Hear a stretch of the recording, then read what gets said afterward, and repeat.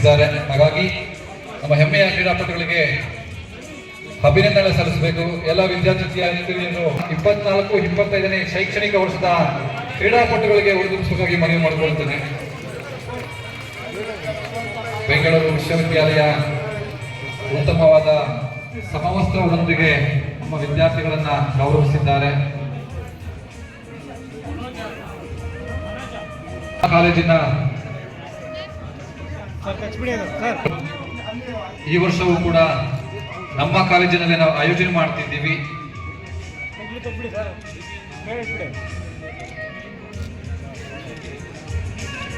ಅದೇ ರೀತಿ BCA ವಿಭಾಗದ ಹರ್ಷಿತಾ ಬೀರ್ ಅವರು ಕೂಡ ಆಗಮಿಸಬೇಕು.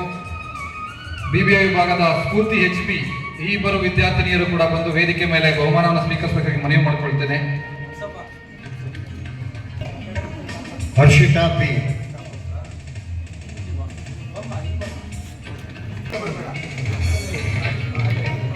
ಕ್ರೀಡೆ, ಸಾಂಸ್ಕೃತಿಕ ಹಾಗೂ ಪದವಿ ವ್ಯಾಸಂಗದಲ್ಲಿ ಕಾಲೇಜಿಗೆ ಕೀರ್ತಿಯನ್ನು ತಂದಂಥ ಈ ಎಲ್ಲ ಪ್ರತಿಭಾನ್ವಿತ ವಿದ್ಯಾರ್ಥಿಗಳಿಗೆ ಸಂಸ್ಥೆಯ ಕಡೆಯಿಂದ ನಗದು ಬಹುಮಾನದ ಮೂಲಕ ಗೌರವವನ್ನು ಸಲ್ಲಿಸ್ತಾ ಇದ್ದಾರೆ. ಎಲ್ಲರಿಗೂ ನಮಸ್ಕಾರಗಳು. ನಾನು ಎಲ್ಲರ ಹೆಸರು ತಗೊಳ್ಳಲ್ಲ. ನನ್ನ ಸನ್ಮಿತ್ರರು, ಇಲ್ಲಿನ ಹಳೆಯ ವಿದ್ಯಾರ್ಥಿಗಳು, ಸದಸ್ಯರೇ, ಗುಜರಾಯಿನವರೇ, ಅಶೋಕ್ ಅವರೇ, ಬೋಧಕೇತರ ಸಿಬ್ಬಂದಿ ವರ್ಗದವರೇ, ವಿದ್ಯಾರ್ಥಿನಿಯರು, ನಾನು ನಿಜವಾಗ್ಲೂ ಇವತ್ತು ಸಂಸ್ಥೆ ಬಗ್ಗೆ, ಹಿನ್ನೆಲೆ ಬಗ್ಗೆ ಒಡನಾಟ ಜಾಸ್ತಿ ಆಗಲಿ ಅಂತ ಒಂದು ಉದ್ದೇಶ. ಬಹುಶಃ ಅದು ನಾನು ಕೇಳಿದೆ, ಒಂದು 500 ಜನದ ಮೇಲೆ ಅಡ್ಮಿಷನ್ ಆಗಿರಬೇಕು. ಅದರಲ್ಲಿ ಬೇರೆ ಕಾಲೇಜು, ಕೋಡಳ್ಳಿ ಮುನ್ಸಿಪಲ್ ಸ್ಕೂಲ್ ಅಂದರೆ ಈ ನಮ್ಮ ಸಂಸ್ಥೆಯಲ್ಲಿ ಓದ್ತಾ ಇದ್ದವರೇ ಅರ್ಧ ಜನ ಜಾಸ್ತಿ ಅವರಿಂದ ಹೇಳಿದ್ರು. ಹಾಗಾಗಿ ಅವ್ರನ್ನ ಸ್ವಾಗತವನ್ನು ನಾನು ಮಾಡ್ತಾ, ನಾನು ಯಾರನ್ನು ಕರೆಸ್ಬೇಕು ಅಂತ ಬಂದಾಗ ನಾನು ಯೋಚಿಸ್ತೀನಿ. ನನ್ನ ಚಾಯ್ಸ್ ಇಕ್ಬಾಲ್ ಅವರು ಕರೆಸ್ಬೇಕು ಅಂತ ಆಯ್ತು. ಇಕ್ಬಾಲ್ ಅವರು ನಾವೇನಂದ್ರೆ ನಾವಿಬ್ರು ಹಿತೈಷಿಗಳು, ಒಡನಾಟ ಇದೆ. ವಿದ್ಯಾರ್ಥಿ ಅವ್ರ ತಾತ ಹೆಸರಿಲ್ಲ. ಇನ್ನೊಂದು ನನಗೂ ಅವ್ರಿಗೂ ಸಾಮರಸ್ಯ ಏನಂದ್ರೆ, ಅವ್ರ ತಾತ ಕಾಸಿಂ ಸಾಹೇಬರು ಅಂತ, ನಮ್ಮ ತಂದೆ ಕುಮ್ಮರಿಗೌಡರು ಅಂತ. ಈ ಕರಿಯಪ್ಪನವ್ರ ಜೊತೆಲಿ ಒಡನಾಳಿಗಳಾಗಿ ಈ ತಾಲೂಕಿನ ಒಳ್ಳೊಳ್ಳೆ ಫ್ಯಾಮಿಲಿ ಅವರು ಎಲ್ಲ ಕರಿಯಪ್ಪನವ್ರಿಗೆ ಸಹಾಯ ಸಹಕಾರ ಕೊಟ್ಟು ಕರಿಯಪ್ಪನವ್ರು ಇಷ್ಟು ಸಾಧನೆ ಮಾಡೋಕ್ಕೊಂದು ಅವಕಾಶ ಆಯಿತು. ಅಂಥ ಫ್ಯಾಮಿಲಿಗಳಲ್ಲಿ ಇವರು ಒಬ್ಬರು. ಅವ್ರ ತಾತ ಏನೋ ನಮ್ಮ ತಂದೆನೂ ಹಂಗೆ ಇದ್ದು ಕೊನೆಯವರೆಗೂ ಕರಿಯಪ್ಪನವ್ರಿಗೆ. ಅವರು ನನಗೇನೆ ಬಿಸ್ನೆಸ್ ಮಾಡ್ತಿದ್ದವರು, ರಾಜಕೀಯ ಉಪ್ಪಿನಕಾಯಿನ ಇಟ್ಕೊಂಡಿದ್ದವರು ಅವರು. ಆಮೇಲೆ ಈಗ ರಾಜಕೀಯ ಆಯಿತು, ಒಂದು ಮಟ್ಟಕ್ಕೆ ರಾಜಕೀಯದಲ್ಲಿ ಬೆಳೆದವ್ರೆ. ಬಟ್ ಅವರು ಮಾತಾಡಿದ್ದು ಅವ್ರ ಜ್ಞಾನ ನಿಮ್ಮ, ಯಾಕೆಂದರೆ ಯಾರೋ ಕರ್ಕೊಂಡು ಭಾಷಣ ಮಾಡಿಸೋ ಬದಲು ಇಲ್ಲೇ ಒಡನಾಳಿಗಳಾಗಿದ್ದವರು, ಈ ತಾಲೂಕಿನ ಮಣ್ಣನ ಮಗ, ಇಲ್ಲೇ ಹೋದವ್ರೆ, ಇಲ್ಲೇ ಅವ್ರ ಫ್ಯಾಮಿಲಿ ಸೇವೆ ಮಾಡವ್ರೆ ಅಂಥವ್ರ ಹತ್ರ ಕೇಳು ಭಾಷಣ, ಅವರು ವಿಚಾರಗಳು ಬೇರೆ ಇರ್ತದೆ. ಹಾಗಾಗಿ ನಿಜವಾಗ್ಲೂ ನನಗೆ ಅವ್ರನ್ನ ಕರೆದ ತೃಪ್ತಿ ನನಗೆ ಇದೆ ಅಂತ ನಾನಾದರೂ ತಿಳ್ಕೊಂಡಿದ್ದೀನಿ. ನಾನು ಕರಿಯಪ್ಪನವ್ರ ಬಗ್ಗೆ ಈ ಫಸ್ಟ್ ಇಯರ್ ಬಂದವರು ನೀವು ಗೊತ್ತಾಯ್ತಾ ಇರ್ತದೆ ನೋಡಿ. ನೀವು ಹುಡುಗರುಗಳು ನೋಡಪ್ಪ, ಕೊನೆ ಭಾಷಣ ಒಂದು ಹೋಗಬಾರ್ದು, ಇನ್ನು ಯಾಕೆಲ್ಲ ಭಾಷಣ ಮಾಡಿಸಲ್ಲ, ಹೋಗೋದು ಸರಿ ಇಲ್ಲ ವಿಜೇಂದ್ರ. ಅವು ಹೋಗೋದೇನಂದ್ರೆ ಎಂತಂದ್ರೆ ಡಿಸ್ಟರ್ಬೆನ್ಸ್ ನೋಡಿ. ಹೆಣ್ಮಕ್ಳು ಸರಿಯಾಗಿ ಕೂತವ್ರೆ, ಅವ್ರು ಇದು ಇಲ್ಲ ಅಲ್ಲಿ ಹೋಯ್ತಾ ಇದ್ದಾರೆ. ನಾನು ಒಂದು ವಿಚಾರ ಹೇಳ್ತೀನಿ, ನಾವೆಲ್ಲ ಒಳ್ಳೆ ಕಾಲದಲ್ಲಿ ನಾವು ಈ ಕಾಲೇಜಲ್ಲಿ ಓದೋರು, RS ಅಲ್ಲಿ ನಾನು, ಇಕ್ಬಾಲ್ ಅವರು, ನಮ್ಮ ಶಿವಕುಮಾರ್ ಅವರೆಲ್ಲ ಒಳ್ಳೆ ಕಾಲ. ಏನು ಒಳ್ಳೆ ಕಾಲ ಅವತ್ತು, ಬಡವರು ಅಂತ ಇಕ್ಬಾಲ್ ಅವರು, ಆದರೂ ಅವ್ರು ಹಾಸ್ಟೆಲ್. ಅದು ಆ ಕಾಲದಲ್ಲಿ ಯಾರು ಡಿಗ್ರಿ ಮಾಡೋರೆ ಓದೋರೆ ಭಾರಿ ಎಷ್ಟೆಂತ ಬೆಳೆದವರು ಅಂತ ಸಾಕಷ್ಟು ವ್ಯಕ್ತಿತ್ವಗಳನ್ನ ನಾನು ಕೇಳ್ತಾ ನನಗೆ ಪರಿಚಯ ಆಯ್ತಾ. ಆವತ್ತು ಕಾಲ ಇವಾಗ ಇವತ್ತು ಅಷ್ಟೇ. ಆವತ್ತು ಇವತ್ತು ಹೆಂಗೆ ಅಂದರೆ, ಅವತ್ತು ರೂರಲ್ ಕಾಲೇಜ್ ಬಿಟ್ಟರೆ ನಾವು ವಿದ್ಯೆ ಕಲಿಕೆ ಬೇರೆ ಜಾಗನೇ ಇರಲಿಲ್ಲ. 90% ಎಲ್ಲೋ ಬಿಟ್ಟವ್ರೆ. ಅಂದರೆ ಆವತ್ತಿನ ಕಾಲದಲ್ಲಿ ಇಲ್ಲಿ ವಿದ್ಯಾಭ್ಯಾಸ ಮಾಡೋಕ್ಕೆ ನಾವೆಲ್ಲ ಪುಣ್ಯ ಮಾಡಿದ್ದು ಅಂತ ಹೇಳ್ತಾ, ಬಹುಶಃ ನೀವು ಇನ್ನೊಂದು ವಿಚಾರವಂತ ಬಂದರೆ ಇವತ್ತು ನೀವು ಪುಣ್ಯ ಮಾಡ್ಯಾರ. ಯಾಕೆ ಹೇಳ್ತಾ ಇದ್ದೀನಿ ಅಂದರೆ, ನಾನು ಸಾಕಷ್ಟು ಸತಿ ಹೇಳ್ತಾ ಇದ್ದೀನಿ, ಇವತ್ತು ಕಾಲ ಬದಲಾಗಿದೆ. ಈಗ ಆಪರ್ಚುನಿಟಿಗೆ ಈಗ ಯಾರು ವಿದ್ಯೆ ಇರ್ತಾರೆ ಅವ್ರಿಗೆ ಆಪರ್ಚುನಿಟೀಸು ಹತ್ತತ್ರ ಕನಕಪುರದ ಹತ್ತತ್ರನೇ ಬರ್ತಾ ಇದೆ. ಅವರೇ MLA ಆಗವ್ರೆ. ಯಾಕತ್ರ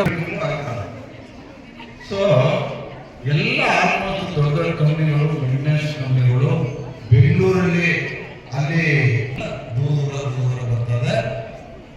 ನಿಮ್ಗೇನು ಅವಕಾಶ ಇದೆ ಅಂತಂದ್ರೆ, ಬಹುಶಃ ನೀವು ಒಳ್ಳೆ ವಿದ್ಯಾವಂತರಾದ್ರೆ, ನೀವೇನಾದ್ರು ಜಾಬ್ ಬೇಸಿಕ್ನೆಸ್ ಆದರೆ, ಪ್ರೊಫೆಷನಲ್ ಬೆಳಿಬೇಕು ಅಂತಂದ್ರೆ ಬಹಳ ಒಂದು ಬೆಳೀತಾ ಇದೆ. ನಿಮಗೆಲ್ಲ ಗೊತ್ತು, ದೇಶದ ಎಕಾನಮಿ ಬೆಳೀತಾ ಇದೆ.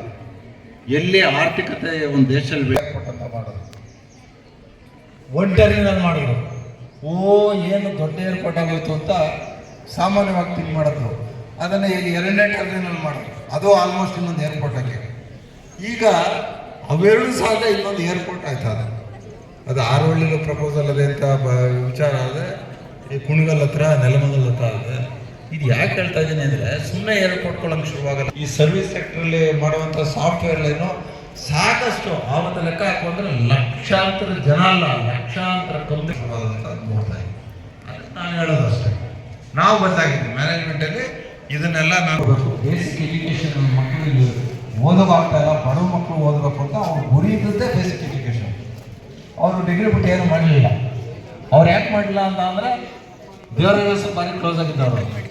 ಅವರು ಒಂದು ಇಂಜಿನಿಯರಿಂಗ್ ಕಾಲೇಜ್ ಮಾಡಬೇಕು, ಒಂದು ಮೆಡಿಕಲ್ ಕಾಲೇಜ್ ಮಾಡಬೇಕು ಅಂತ ಒಂದು ಮಾತು ದೇವರಾಜಕ್ಕೆ ಹೇಳಿದ್ರಿಂದ ವಿದ್ಯೆ ಇಲ್ಲ ಅಂತ ಕಲಿಸ್ಬಾರ್ದು. ಆಗ ನಾನು ಡೊನೇಷನ್ ತಗೋಬೇಕಾಯ್ತದೆ. ಗುರಿ ಹೆಂಗಿತ್ತು ಅವತ್ತು, ಅವಶ್ಯಕತೆ ಹೆಂಗಿತ್ತು ಅವತ್ತು, ಡಿಗ್ರಿ ಮಾಡ್ಕೊಂಡು ಎಲ್ಲೆಲ್ಲೋ ಆಪರ್ಚುನಿಟಿ ಬರ್ತಾ ಇದ್ದಾಗ, ಕನಕಪುರದ ಹತ್ತತ್ರ ಬರ್ತಾ ಇದ್ದಾಗ, ಬೆಂಗಳೂರಲ್ಲಿ ಇರುವಾಗ ನಮ್ಮ ಮಕ್ಕಳು ಅಲ್ಲಿ ಪುಷ್ ಆಗಬೇಕು, ನಮ್ಮ ಮಕ್ಕಳು ಲೋಯರ್ ಎಂಡ್ ಜಾಬ್ಸ್ ಎಲ್ಲ ಆಗ್ಬಾರ್ದು, ಬರೀ ಡಿಗ್ರಿ ಮಾಡೋಕ್ಕಾಗ್ಬೋದು ಅಂತ ನಾನು 1 ವರ್ಷ ಆಗಿದ್ದೆ. ನಾನು ಡೇ ಒನ್ನಿಂದ ನಾನು ಥಿಂಕ್ ಮಾಡೋದು. ನಾನು ಈಗ MCA MBA ಕೋರ್ಸನ್ನು ತಂದಿದ್ದೀವಿ. ಇಕ್ಬಾಲ್ ಅವ್ರಲ್ಲಿ MBA ಮಾಡಿ ಎಲ್ಲರೂ ಹೋಗಿ ಇವತ್ತು MBAಗೆ ಸೇರುವಂಥ ಅವಕಾಶ ಈಗ ಇದೇ ಕ್ಯಾಂಪಸ್ಸಲ್ಲಿ ಸೃಷ್ಟಿ ಮಾಡಿದೆ. ನಾವೆಲ್ಲ ಮ್ಯಾನೇಜ್ಮೆಂಟ್ ಅವರು ಸಪೋರ್ಟ್ ಮಾಡೋದಕ್ಕೆ. ಇದು ಇನ್ನೊಂದು ಏನು ಕಾರಣ ಅಂದರೆ, ಇವತ್ತು ಹೆಣ್ಮಕ್ಳು ಜಾಸ್ತಿ ಇದ್ದಾರೆ. ನಾನು ಮೊನ್ನೆ ಹೇಳ್ತಾ ಇದ್ದೆ, ಅದೇ ಪುನಃ ರಿಪೀಟ್ ಮಾಡ್ತೀನಿ. ನಮ್ಮ ರೀನಾ ಅವ್ರನ್ನ ಕರ್ಕೊಂಡು ಒಂದು 2 ಹೆಣ್ಮಕ್ಳು ಬಂದರು. ಅವರು BA ಮಾಡೋರು. ಅವರು ನಾವು MAಗೆ ಮಾಡಬೇಕು, ನಾವು MA ಮಾಡಬೇಕು, ನಾವು ಹೆಣ್ಮಕ್ಳಾಗಿ ನಾನು ಇಲ್ಲಿಲ್ಲ ಅಂದರೆ ನಮ್ಮ ತಂದೆ ತಾಯಿ ರಾಮನಗರಕ್ಕೂ ಕೂಡ ಕಳಿಸಲ್ಲ. ನೀವೇನಾದರೂ ಮಾಡಿ ನೀವು ಶುರು ಮಾಡ್ಬೇಕು ಸರ್, ಇಲ್ಲ ನಮ್ಮ ಮನೆಯಲ್ಲಿ ಹೋಗ್ತೀವಿ, ಮನೇಲಿ ಸೆಟ್ಲ್ ಆಗ್ತೀವಿ, ನಮ್ಮದೇನೋ ಸಾಂಸಾರಿಕ ಹೋಗಿ ಸೆಟ್ಲ್ ಮಾಡಿ ಕಳಿಸ್ತೀವಿ ಅಂತ ಆ ಹೆಣ್ಮಕ್ಳು ಅಷ್ಟೊಂದು ಒಮ್ಮೆ ಮಾಡ್ಬೋದು. ಗ್ಯಾರಂಟಿ ಕಾಲ ಮಾಡಿದ್ದೀವಿ ನಾವು. ಅದ್ರ ಜೊತೆಗೆ ನಾನು bank, Canara bank, Baroda bank, ನಮ್ಮ ಪ್ರಿಮಿಸಲ್ಲಿ ಅವ್ರಿಗೆ ಸ್ಟ್ರಿಕ್ಟಾಗಿ ಹೇಳಿದ್ದೀನಿ ನಾನು, ನಮ್ಮ ದುಡ್ಡಿದೆ, ನಮ್ಮ ಮಕ್ಕಳು ಯಾರಾದರೂ MCA MBA ಓದ್ತೀನಿ ಅಂತ ಬಂದರೆ ನೀವು ಲೋನ್ ಕೊಡಬೇಕು. ಯಾಕೆಂದರೆ ಇದೇನು 20 ಲಕ್ಷ 30 ಲಕ್ಷ ಅಲ್ಲ, ಏನು ಒಂದು 2.5 ಲಕ್ಷ 3 ಲಕ್ಷ ಅಂತ ಇಟ್ಕೊಳ್ಳಿ. ನೀವು ಲೋನ್ ಕೊಡಬೇಕು ಅಂತ ನಾನು ಕಂಡೀಷನ್ ಮಾಡಿ ಓಪನ್ ಮಾಡಿದ್ದು. ಹಾಗಾಗ್ಬಿಟ್ಟು ನೀವು ಇದನ್ನು ಉಪಯೋಗಿಸಬೇಕು. ನೀವು ಫಸ್ಟ್ ಇಯರ್ ಇದ್ದೀರಾ, ಸೆಕೆಂಡ್ ಇಯರ್ ಇದ್ದೀರಾ, ಫೈನಲ್ ಇದ್ದೀರಾ, ನೀವು ಯಾವುದೇ ಕಾರಣಕ್ಕೂ ನಿಮ್ಮ ಗುರಿ ಹೈಯರ್ ಎಜುಕೇಷನ್ ಇರಬೇಕು. ಈಗೆಲ್ಲ ತೋರಿಸ್ತಾ ಇದ್ದಾರೆ. ಅವತ್ತು ನಾನು ಬಂದು ಕೂತ್ಕೊಂಡಾಗ ಅಗ್ರಿಕಲ್ಚರ್ ಕಾಲೇಜಲ್ಲಿ ಟೀಮ್ ಬಂದಿತ್ತು. ನಂದು ಒಂದು ಸ್ವಲ್ಪ ನನ್ನ ಸ್ವಾರ್ಥ ಅಂತಿರೋ ಅಥವಾ ನನಗೆ ಆ ಫೀಲ್ಡಲ್ಲಿ ಅಟ್ಯಾಚ್ಮೆಂಟ್ ಇರೋದು, ನಾನು ಅಗ್ರಿಕಲ್ಚರ್ ಕಾಲೇಜ್ ಮಾಡಬೇಕು ಅಂತ ನಾನು ಪ್ರೆಸಿಡೆಂಟ್ ಆದಾಗಿಂದ ಶುರು ಮಾಡಿದ್ದು. ಅದು ಅಷ್ಟು ಸುಲಭ ಇಲ್ಲ. MBA MCA ಮಾಡ್ಬೋದು, ಅಗ್ರಿಕಲ್ಚರ್ ಕಾಲೇಜ್ ಬರೋದು ಅಷ್ಟು ಸುಲಭ ಇಲ್ಲ. ಅದನ್ನು ನಾನು ಎಲ್ಲ ನನ್ನ ಜೂನಿಯರ್ಸ್, ಇವತ್ತು ವೈಸ್ ಚಾನ್ಸಲರು ನನ್ನ ಜೂನಿಯರೇ, ಮೊನ್ನೆ ಬಂದಿದ್ರು ರಿಜಿಸ್ಟ್ರಾರ್, ಅವ್ರು ನನಗೂ 2 ವರ್ಷ ಜೂನಿಯರೇ. ಹಾಗೆ ಇನ್ನಿಬ್ಬರು ಬಂದಿದ್ರು, ಅವರೆಲ್ಲ ನನ್ನ ಜೂನಿಯರ್ಗಳು. ಸೊ ನಾನು ಒಂದು ಕಡೆ ಶಿವಕುಮಾರ್ ಉಪಯೋಗಿಸ್ಕೊತಾ ಇದ್ದೀನಿ, ಇನ್ನೊಂದು ಕಡೆ ಯೂನಿವರ್ಸಿಟಿ ನಮ್ಮದೇನು ಸುತ್ತಿದೆ ಉಪಯೋಗಿಸ್ಕೊತಾ ಇದ್ದೀನಿ. ಇದು 1 ವರ್ಷದಿಂದ ಬಂದು ಎಲ್ಲ ಒಂದು ಹಂತಕ್ಕೆ ಬಂದಿದೆ. ಜಾಸ್ತಿ ನೀವು ಆಗೋವರೆಗೂ ನೀವು ಪ್ರೆಷರ್ ಕೊಡ್ತೀರಿ ಯಾರಾದರೂ